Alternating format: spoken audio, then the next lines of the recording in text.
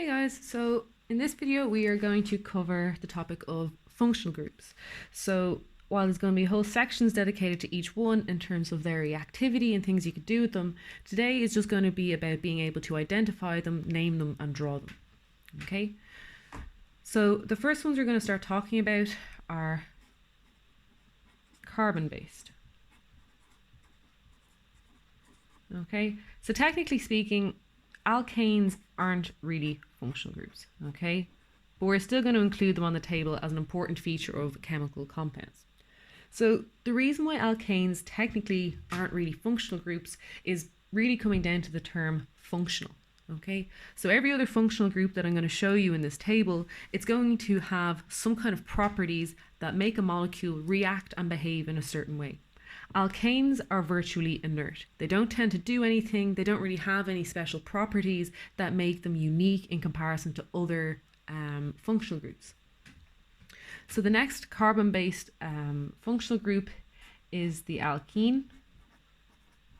Okay, and that is anywhere you see a carbon-carbon double bond. Well, not anywhere, but most places where you just see a carbon-carbon double bond, it's going to be an alkene. And then the last one is an alkyne. So that's where you see a carbon-carbon triple bond. Okay? So those ones are usually always pretty easy. So the next ones I'm going to cover then are nitrogen-based. And really, there's only one you mainly need to know that's purely based on nitrogen, and they are amines. Okay, so that's where you have a nitrogen with 3 OR groups. Okay, and in this case, OR can equal carbon or it can equal hydrogen. Okay, now there's one exception to that, which I'm going to cover now in a moment because it comes under the heading of oxygen functional groups as well. So the oxygen functional groups are far more diverse, I suppose, than the likes of carbon-based and nitrogen-based that you guys need to know about. So the first one being the most simple and probably the one we're all most familiar with are alcohols. So if you take an OH group and you attach it to a carbon, that is going to be an alcohol.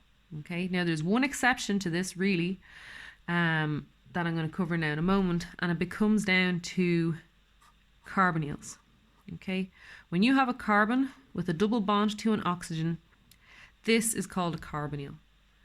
A carbonyl is not a functional group, and I cannot emphasize that enough because every year in exams people make this mistake. Okay, a carbonyl is not a functional group, it is part of a functional group.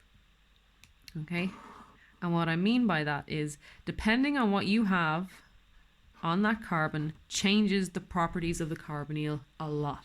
Okay, so if you have a carbon attached to your carbonyl and a hydrogen, it's an aldehyde.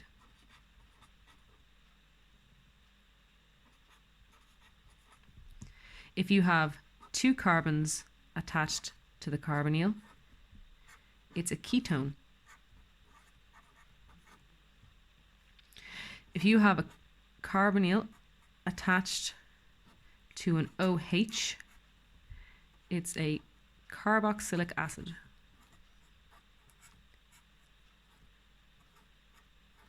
And this is probably the one that most people get wrong.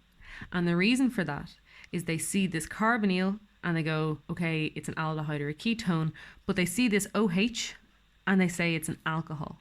Actually, I never named that one, did I? So it's really important to know that a carbon or any other atom can only be in part of one functional group at a time. Okay? So this carbon can't be part of an alcohol and a carbonyl at the same time. Okay? It's part of a carboxylic acid.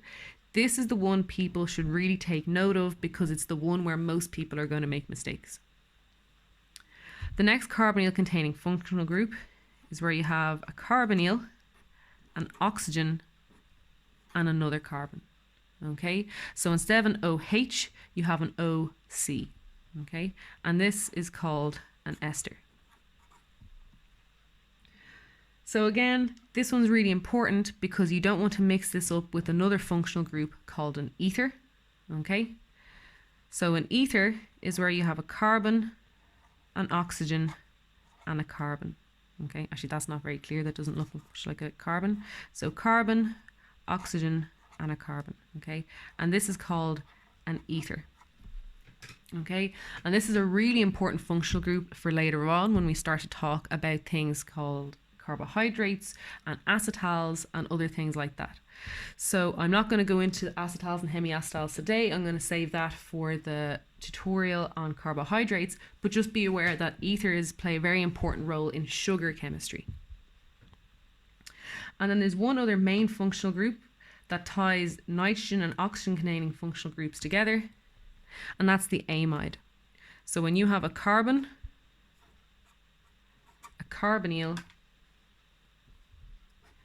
and then a nitrogen, okay, that's called an amide.